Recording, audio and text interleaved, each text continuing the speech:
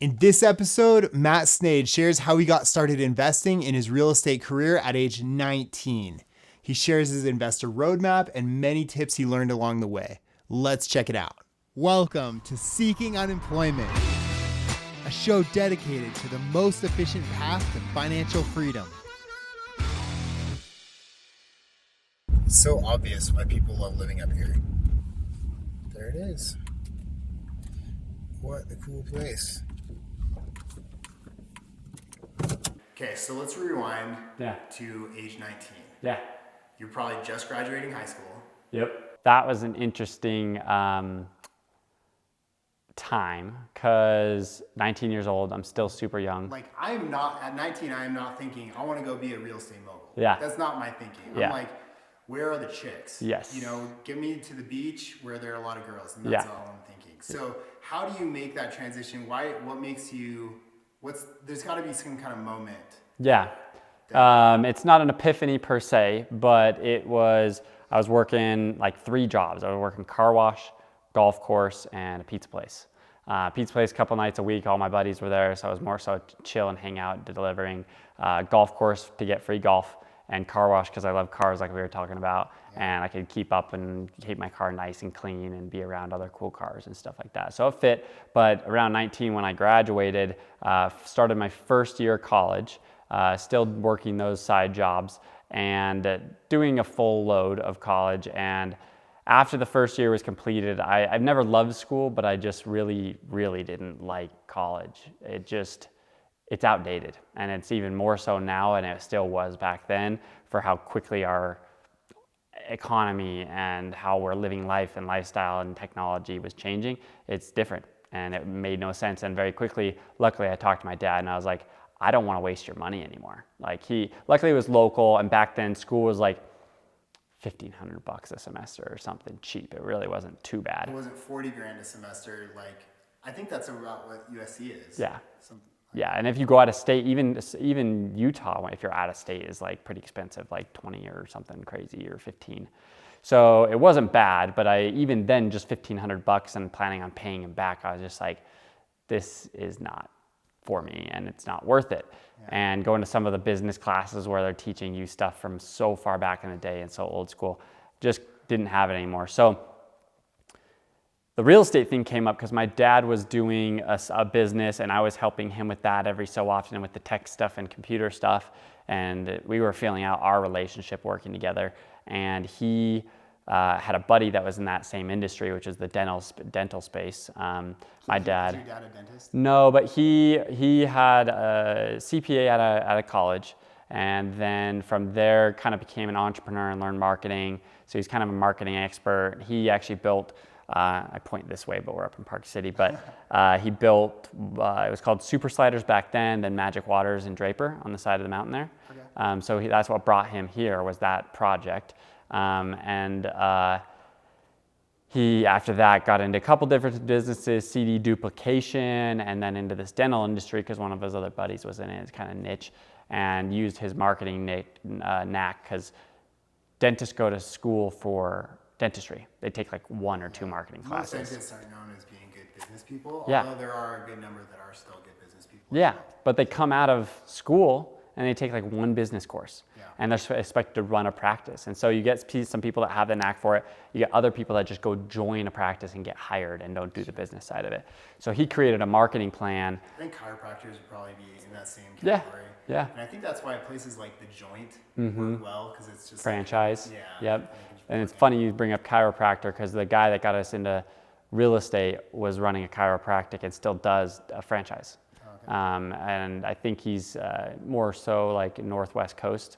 But yeah, that's what he was in. Same concept though, right? So my dad created a business plan for dentists, front to back, like 500 pages of a manual of how to like run it like a really good business and tight ship, right? Yeah. So in that, his buddy was doing real estate on the side of the chiropractor and dentist industry stuff, and was send my dad checks like, look at this one that we just did, 30 grand or 50 grand flip. Real estate deals. Yeah, in 05-ish. This was like 05, 06 probably, or 04, 05.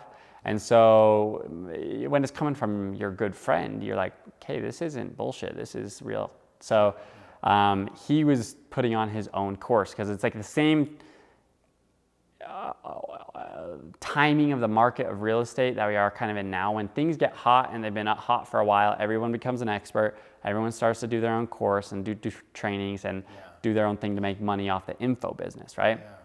The education business. So he was doing his own course to teach newbies how to get into it and tapping into the chiropractor and doctor niche. See, right? I've thought about that a lot, and it's so funny that you say that because it does feel like everybody is now a real estate genius because they just made like $5 million or whatever in the market. Yeah. When really, how smart are they? if we're really honest, was it that or was it just really good timing? Yeah, there's a component of both of it, and you can't paint a brush with anybody. Everybody's different. Yeah. You can have people doing the exact same model in the exact same town, killing it or not doing well or getting lucky. But yes, there's a huge component of getting lucky in that mix. And so there's not necessarily false confidence, but there's also the fact that all the other people that are in the industry get drawn towards it because of shiny object. They go, wow, he's making money, I want to get in it. And so they all have to learn. And so then there's a larger audience for the info business, and that's where we're at again now. But anyways, he told us, if you want to learn it, come feel it out. I'll give you it's like, it was cheap. It was like $300 or $500. Bring your, your partner or spouse for free. So my dad's like, you want to come check out this real estate thing with me? Or no, that one he went to on his own because I had some conflict on time. I've been to one of those. I went to the Fortune Builders one. It was $150. Yep. 3-day event. Yeah, and I was in Fortune Builders coaching early on in my career. So, There you go. but very similar to that. So my dad went to the first one with his buddy just to check it out and vet it. And he's like, all right, this checks out. And then my dad's buddy goes, well, if you really want to learn it, go to where I learned everything, which was called Ron LeGrand 5-day boot camp. And it was 5 days, 10 hours a day, and a higher cost, right? It's a real mind melt. Yeah. Like a 5 days straight of just like intense learning, and my brain is just melted. Yeah. And I calculated up, if you do the math, it's like, it's a full semester course in 5 days. It's the same hours as that, right? So my dad's like, you want to come check this out? I'm like, sure. So we go there, and I'm like falling asleep in high school, college classes. I'm not paying attention. I'm skipping when I can. I'm, doing cliff notes on books and reading and all that kind of stuff. And I had, a 3.8 or 3.7 in high school and had a pretty good GPA, I think 3.6 in college. So it sounds like you're painting a picture that you weren't really, your heart wasn't in it. Correct. Yeah. Scraping by, but I was still a good student. I learned quick, but I was bored, to be honest with you. It wasn't quick enough. It was just way too slow. When like the class clown is the guy who just bored because he's like, all right, I got it, let's go on, and everyone else is dragging behind. So I remember taking a web design class after I'd already graduated just from my local community college, just because I was like, yeah, I want to learn this. This sounds good. Super cheap because it's community college, whatever. And in 3 weeks, they covered the same amount that was covered in a half an hour in the first online course, just on lynda.com. Yeah. Like, yeah. What is going on here? Yeah. The speed of the content's a big deal, and luckily there's more options for that. And so I quickly realized that the non-traditional education route was for me because I could learn at my own pace, I could consume content, and I could implement content immediately, right? Not just sit there and ponder on it and hypothesize, just action, right? And then be tested on regurgitating a list of information. Yeah. And then forget it later, right? And so it's like, no, I want to use stuff that I can implement right now, make money off of right now, and that's how I learn, So went to this course, and sure enough, my dad's just like, by day 2, he's like, and I didn't say anything to me until after, but he realized I was like dialed in. Like I didn't fall asleep. You're talking 10-hour days with, a lunch break and a dinner break, and I'm not falling asleep. I'm like interested in this. And he said, okay, it looks like you're into this. I'm like, this is pretty cool.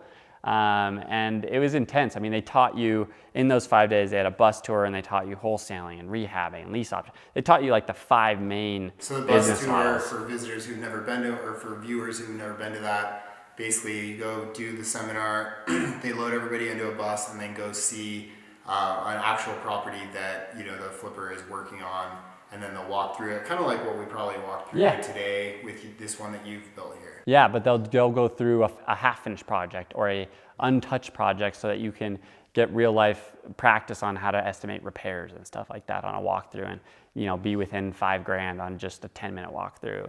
So really hands-on training like that, and so it was hard to not be engaged because of the content and how much was jam-packed into a short window of time.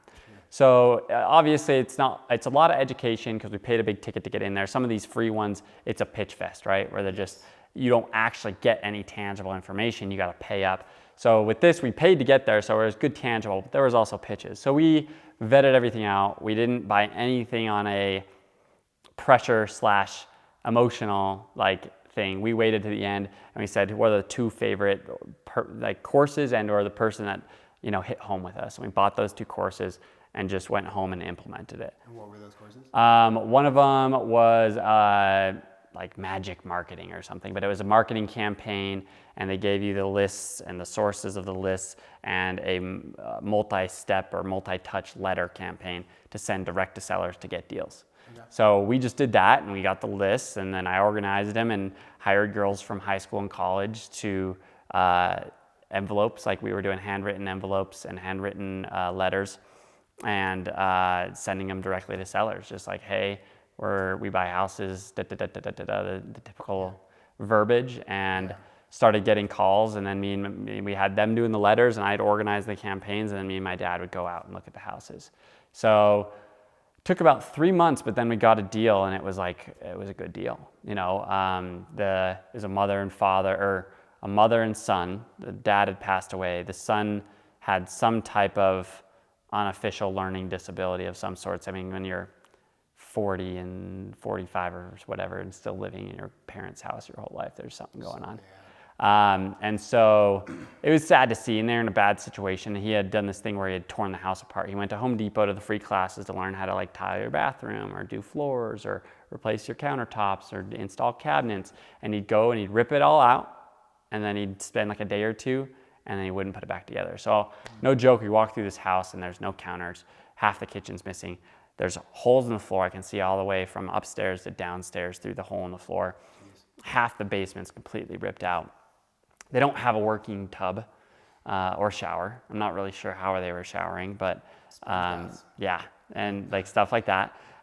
So it was a bad situation, but the house was still worth something, and we basically worked out a deal to buy her house, get her into a smaller finished like house they had like a 4-bed, 2-bath, more space than they needed, and downsize into something that's finished. Yeah. So help them so they're in a better situation. And then we, since we hadn't rehabbed or anything, we went to the local real estate meeting, met a couple of guys, and just wholesaled it to another investor who is more experienced and made a good chunk of money. And we're like, all right, that worked. Let's do this. And it was like no looking back. I say it's like best thing and worst thing that's ever happened to me, because it's like this real estate has the ebbs and flows, right? But yeah, worst thing because you have projects like this where you lose money on. Yeah, exactly, exactly. You know, you have your ups and downs, and you get super involved and consumed by it, the business. But no, the pluses are way better than the minuses. So let's fast forward to today. Yeah. We're sitting in this beautiful, beautiful home in Park City. Unbelievable view out the windows here. I mean, it just looks amazing. Yeah. But you're losing money on this house. Yeah. Let's run through this deal real quick. Okay. So from the numbers, you basically got into buying the land here because you had a few other successful projects. Yeah, two other previous ones were a success. And so when something's working, it's like, don't fix it, unless it's broken.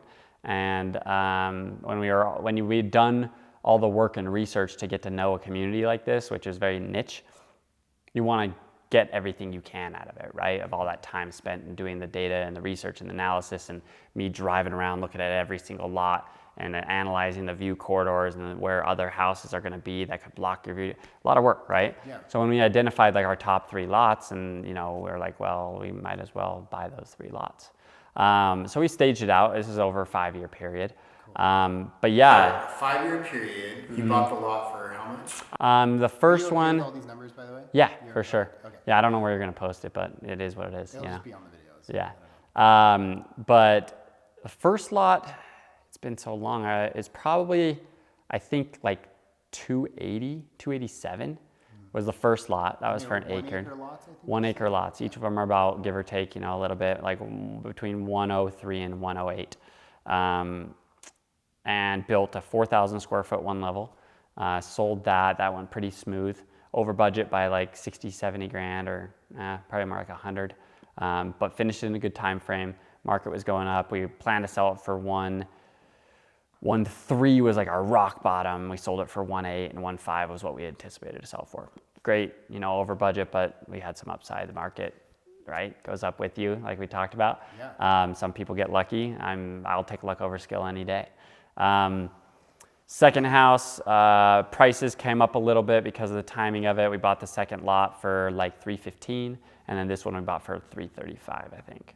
So you bought this one 335. You put how much was the construction on it? I haven't reviewed it recently, but I think, 1.7? yeah, I think we ended up at 1.6 on construction, and then you've got like connection fees and city fees and all that kind of stuff that are kind of on top of that. Cost of money. So that's what killed it on this one. When you have a project for 4 years, that's like a big lesson learned is vetting your partners. Make sure your partners are well vested and have money into the deal so that it's their top priority. And make sure your money is as inexpensive as possible. The whole career we had done deals, we were borrowing hard money. That's what they teach you. That's what most people do. And until you get into bigger assets like this, because you're in and out quickly. yeah, exactly. And it's the availability of the money. It's easy money to get. You're not going through the typical bank process where you're qualifying and going through a rigorous process. They look at the deal, they look at the numbers, they look at your history, and they give you the money, but it's expensive. So you gotta be quick. And so with these bigger houses where you're going through an HOA and you're going through the city and you have all these hoops to jump through and design guidelines, like one thing after another adds up, and all of a sudden just all this time has passed. And so for these big ones, lesson learned is get cheap money and get a construction crew that can move quickly no matter what. Right. Because it sounds like what you're describing is the difference between developing from the ground up and doing a rehab. Yeah. Because a rehab, all of those permits for them in a large it still applies to a rehab. Yeah. Well, you're getting new building permits for some things, but you're not trying to a lot of times you're not changing the floor plan. It just depends, right? So like as we got into our really high-end homes, in Salt Lake that were rehabs, we were doing significant remodels, like 200-300 grand remodels. Okay. And you got to get full permits. I mean, we're gutting the whole thing, which means you're at electrical permit and roof and plumbing, all this stuff. So you probably don't have to deal with like an HOA or something. No, so that's the thing. That's unique, and it does add. Like we went back and forth. Paying for like a sewer connection from the city. Yeah. There are still going to be some things that when you develop from the ground up that you're not going to deal with Correct. on a rehab. Yeah. So, but I've seen people that do high-end rehabs that also can lose some money because of time. Just more house, more square footage, more cost. But especially on the HOA side, there's an extra hoop or multiple hoops to jump through, and they have a design standard of like certain quality of materials on the exterior of the property, and that ups your cost too. Like we had to do a metal roof here, and metal roof is the most expensive roof that you can do, right? So, or one of, you can do slate, and that's really expensive too. But certain aspects like that, 20% of the home has to be stone. You can't have cultured stone, it's gotta be real stone. So it's all this different stuff that can add up. But yeah, the biggest killer was time, right? Because you get, 10% interest money, interest only over that time frame adds up quick. So the money guys made the money on this one. Yeah. So what's the old phrase? The money's in the money? Yes. Yeah, and that's the direction. If I had $2 or $3 million to start with, I just would have started there and lent, But this is the whole process, starting from nothing and building up. He's got to build those cash reserves and properties. But really, the ultimate goal is to lend and raise capital for large projects, and those are really where the money's at. Yeah. So yeah, it was a big learning lesson. If I were to do this over again, I'd find a money partner, right? Someone that's in it, where if we take longer, that's still not great, but at least it's not just stacking up, and they're making all of it. At least it's something where we're sharing in that. and just making sure you get a good, fast construction crew. Cool. Yeah. Very cool. So that's the biggest lesson learned is just move quicker, make sure you get, if you're going to be in it for a long time, make sure you get cheaper money. Yep. And if you were to do that, what would have been, have you gone back and calculated that? Like what? Yeah, I mean, because the one right down the street there, we built it almost at the same time. We had 2 different construction crews on the house, and thinking and hoping that that competing kind of friendly rivalry of 2 houses going at the same time, of like who's going to finish first, would help move things along. Well, I don't know if there's a lot of factors that come into play, so it's hard to hypothesize what was actually going on in their heads, but that didn't play out. We made them partners, thinking that would motivate them. We made them, we had 2 going at a time, so there's a friendly rivalry, but that didn't happen. The other one down there got built quick, and that was a great experience, and we made money. And so you have 2 side by side, so it's like, is there anything else, or do we do something wrong, or this or that? And it's like, really the only differentiator was, yeah, there are different floor plans and different design, and there was different feedback for each home, but really it was the time that it took to get this sold. So tell me this then. So you've done smaller, less expensive rehabs. Mm-hmm. You've now done some really nice places. Mm-hmm. I mean, this looks amazing. Mm-hmm. And this one you've lost some money on. Mm-hmm. You've continued this trend where you keep going up in like quality of home. Mm-hmm. Are you finding that you're getting more profit from the bigger homes? It's risk and reward, right? So like I've done some bigger deals, and the biggest profits I've had are in some of these big deals. Like one of the biggest rehab projects was one of the most expensive ones we did as far as the biggest profit for rehab. One of the biggest. So that is a driving force then to continue. It's not just being proud of what you've completed. No, I got rid of ego a long time ago. But for sure, in my 19 to 25, this business and what I was doing was, like you said, I was chasing girls, or you would be chasing. I was definitely chasing girls and using the business as leverage / lifestyle to get girls. Yeah, we was throwing parties at the houses. I was living in some of the houses after they'd finish, between when they'd sell, when we finished them and they'd sell, I was living in the houses. So yes, there was multiple benefits to what I was doing, and in those years. So you're married now, so it obviously worked. Yeah. Right. Found a great girl. Everything's great. We're having a kid soon, so it's it worked very, very well. The mission accomplished. But yeah, towards the end of that, and when I started getting over the whole dating thing and wanting to get settled down, the ego was gone. I was like, okay, I'm kind of over this, which meant I still like what I do here, but that aspect of it isn't as important, and that's why I'm going to less sexy stuff. You can't really go around, you can and do videos about your multifamily and industrial, but it's not quite as interesting or appealing to as large of an audience, right? When you have these before and afters of these houses, it relates to a lot of people, so there's a sex appeal to that. So what was your motivation for moving into multifamily? Was it curiosity, wanting to check out other asset classes? Yeah. It sounds like you have a bit of curiosity in you. Yeah, I wish that, so that's a good point, or that's a good observation. My personality type is, I haven't been diagnosed with ADD, I don't take medicine, but it's pretty clear that my attention span is fairly short. I start to despise deals like this because of that, because it's so long, I just get bored with the deal. It's I do like this house, I love this house, I love being up here, it's great, but I'm over this deal. I just can't wait for this thing to be gone.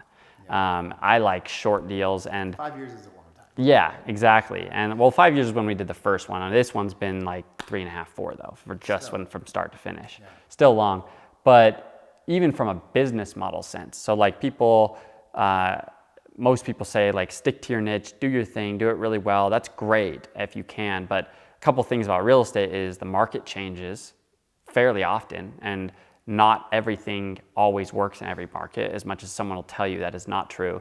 Yeah. Different market cycles, there's easier and better ways to make money, and in different areas and demographics of the country, different models work better. And so what's fascinating about that is that exact same rule applies to marketing as well. Yeah.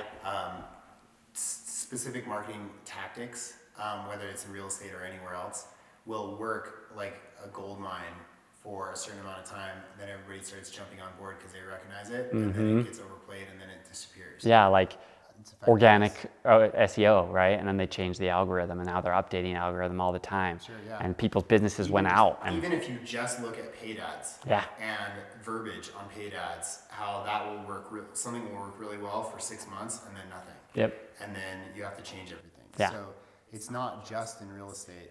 And to me, that paints a picture, a broader picture of this is actually a human tendency thing and not just a marketing issue. So True. I think it's fascinating when you look at it that way. Yep.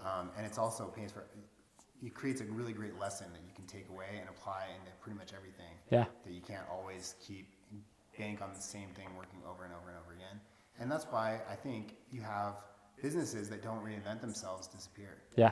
When I went to Tony Robbins' Business Mastery, he talks about the life cycle of a business, the life cycle of a relationship. Like everything has its life cycle, and once you get to the peak, and then I don't have them all memorized, but as you get towards the end, there's when you're weaning and dying. If you don't reinvent yourself or reinvent your business, you become Blockbuster, and you're done. You become Sears. You become J.C. Penney, and it's like if you didn't, if you think you just have it made and you're just going to stick to what you do, you will eventually just be irrelevant completely. Yeah. Yeah. Very true. So with real estate, it's like it's been good and bad, a blessing because my personality fits that, but it's hard to gain traction as soon as I feel like I've got something figured out, the market changes slightly, or I'm completely bored of that model and it's like I don't want to do it anymore. So to answer the original question about multifamily, one, it was a natural progression. Like there was an unwritten rule that I understood of like I had to kind of work my way up the ranks and start small and work up and get the experience and get the track record to be able to do the bigger stuff and get the confidence. In hindsight, it's a mental game. Like I should have just gone into commercial right away if I was really had the right mentor and just said like, dude, skip to the front of the line, start thinking big, learn this stuff right out of the gates. But there's a longer learning curve to it. I made my first huge check. First deal was 50 grand. So I made $25,000 when I was 19 in 3 months. Yeah, it's huge. It's like game changer, right? Yeah. With commercial, it could take a year before you get your knockdown, right? And so if you don't have that cash flow or that living expense built up, it's hard to get started. I mean, we started with nothing. We put like 200 grand on credit cards when we were starting up the business. Like the first deal was great, but then you have other hits and misses in between, and you're doing rehabs, and so you've got all this credit. So you're playing this cash flow game at the beginning when you're starting from nothing. But the ultimate goal was to get to commercial, Is that what you started with? Yeah, I started with those rehabs, but the ultimate goal in my head was to get to the bigger stuff and holding big assets. Yeah. I went to a commercial course like 6 or 7 years ago, so fairly early on in my career, and wanted to do that, but it just timing wasn't right, and I didn't have the confidence level. So I've heard that from a few other people, that they suggest if you want to do commercial, just go for it. Yeah. Don't feel like you need to build up. Here's the thing I have about that though, and I'm really curious on your opinion on this. Mm-hmm. So if you decide from one day to the next, I'm done with single family, or I'm done with whatever I'm doing. Let's say I'm a clerk at a grocery store. Now I'm doing multifamily syndications. That's my jam. Mm-hmm. Isn't that a big problem when it comes to borrowing money? Oh yeah, for sure. If you don't have the connections. And that's the caveat within this all. In a perfect world, right? Yeah. If you can shake a magic ball, go right into commercial. But that's just not how it works. There's finance and there's work history and all that kind of stuff that you have to get loans, or you got to partner with people. There's caveats and way around it. But yes, there's barriers to entry for sure in commercial. Whether you want to be a commercial agent, it's tough to. Like they're going to make you be their bitch and doing phone calls for 5 days a week, all hours of the day before they're ever going to let you do a deal, right? And so there are barriers, and that's why commercials, this tight-knit group, and it's not like everybody and their mom's doing it because there's a bigger barrier.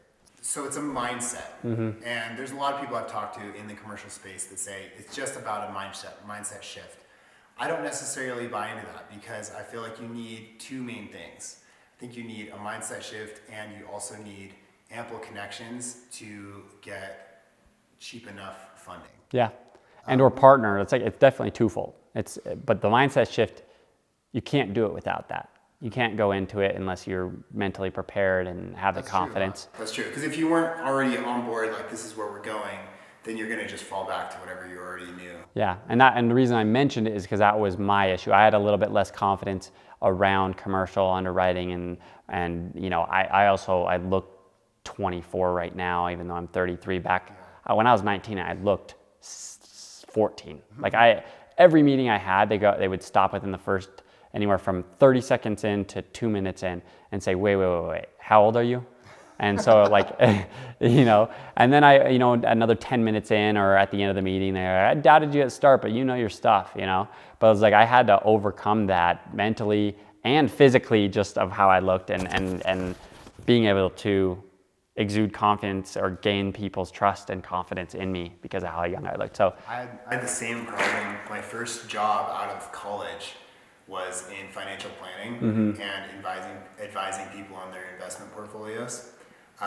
Being, you know, early 20s and just getting my Series 7 license and all of that stuff. Yeah. I mean, I had it all. I had all the foundational educational elements, but I didn't have the experience. Yeah. I'm not going to lie about that. Like, I didn't have years and years of market experience to like give suggestions. All I was teaching was basic fundamentals. Yeah.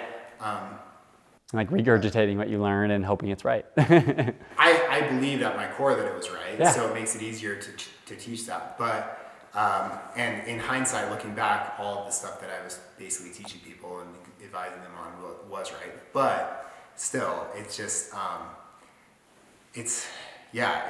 you sit across the table from somebody that's in their, you know, about to retire, and they're like, "What does this kid know?" Yeah. So I feel you there. Yeah. Or like buying, imagine a 20-year-old kid that looks 17 or 18 and wants to buy your house. Like it was very fortunate that me and my dad worked together and we work well together because he was a gray hair. Like I do a lot of the heavy lifting and stuff. And at the beginning, he you know, he's a good financial aspect of having the credit and stuff to be able to get the business started. And as he gets older and I get older, I'm kind of taking more of the reins of the business. But back then, like it was very valuable to have gray hair. Like even if I was the lead in a meeting, there's a certain amount of backup that was there that helped because it's hard to overcome. But sooner or later, I finally had enough confidence that I just like, it stopped being an issue. But the reason I mentioned the mental as being one is because for me it was, you know, for a good portion of that. Yeah. But if I were to do it all over again, that would be the one caveat. But you do need the financial aspect of it, whether it's a partnership or a mentor or something like that to break into the industry. You're not gonna just, like a lot of guys that get into single family, they don't need anybody besides a course and then go do mailings and go visit sellers, you know? Yeah. Like you can kinda, the cheapest, easiest, quickest way to get into real estate is go wholesale, right? And that's why there's so many people doing it. It's the lowest barrier of entry. As you gain more experience, confidence, have more money, I want to go to the place where nobody's at. I want to go to the highest barrier and where it's the scariest stuff, because then there's no competition, right? Yeah. And so that's kind of what led me towards multifamily, industrial, land development. To get, you know, there's a lot of education that comes with that and experience and balls to be able to do that business, which means it's keeping a lot of the other riffraff out of there. Yeah. Yeah. Cool. So coming back to my conclusion on multifamily, basically getting into multifamily, you really do need those two main components. You need a mindset shift and you need connections for funding. Yeah. You have those two things, and well, of course, you also need the connections for getting deals. Yeah. Most deals in the commercial space come from commercial brokers. Brokers, or you grind and you call. I mean, that's how, but brokers are really how brokers get their deals is they grind and call. That's what I mean. They have their apprentices that are like call center. Like they are just dialing for dollars all day long. And then they turn those into listings and buyers, right? Yeah. But since they do the work for you, it does make a lot of sense to use a broker, but you also can make a good chunk of money if you're buying a $5 million asset and they're taking 3% to go find your own deals direct to seller. Sure. So you can do it, but it's just how much time do you have, what kind of internal team do you have, what do you want to outsource versus not. Everybody runs their business a little bit different. But there's a lot of aspects. I'm not saying it's easy. I'm not saying it's an easier barrier to entry. I'm just saying if I were to look at it all over again, I would just have grinded that out, but I would have I wouldn't have been able to either way because I didn't have the cash saved up to float for the time it takes to knock down a multifamily deal. Yeah. You know, you can wholesale a multifamily deal. There's good money there. So that's one thing. If you just go grind and find the deal and then just sell it to somebody and you get, you know, let's say a year's reserve from a deal or two, then you can say, okay, I'm going to take the next one down. Yeah, I think one of the 3 that we recently put under contract is going to be a wholesale one. Yeah. It's just hard to put three apartment complexes down. That's exactly what I told Tate that on the phone. I'm like, you realize you can't, I'm not telling you what to do, but I was like, you realize how hard it is to take down 3 out-of-state deals at one time. Like, I would be very cautious and advise you to do one. Pick the best one and just do that, because you're better off doing one thing really well than 3 things okay. Because doing three things okay, you can go belly up. Doing one thing really, really well, or one deal really well, you'll do well. And you'll come back for more. Yeah, I personally, there's one in Oklahoma City I really, really like. That was the one that, the 160, that's the one that's... I think it's 145. 145, yeah. Or something like that. Yeah, so that's the one that piques my interest as well. Yeah, it looked really, really good. Yeah. All right, guys, thanks for watching. Hopefully you learned something from that video. If you're interested in connecting with Matt, his links are going to be in the description below. He's always looking for deals and for capital. So if you have either and would like to meet him, I highly suggest you reach out. And then if you want to subscribe, you got to click that button over there and you'll get more real estate investing content in the future. And then you can click on this video up here to see Matt talk about a huge failure that led him to the massive successes that he's seeing today. He covers a lot on the forecasting and reporting tools he's developed to take his investing game to the next level. If you're interested in investing passively through multifamily apartments, let's chat and get that ball rolling. As always, I'll leave that link in the description below, and I'll see you on the next one.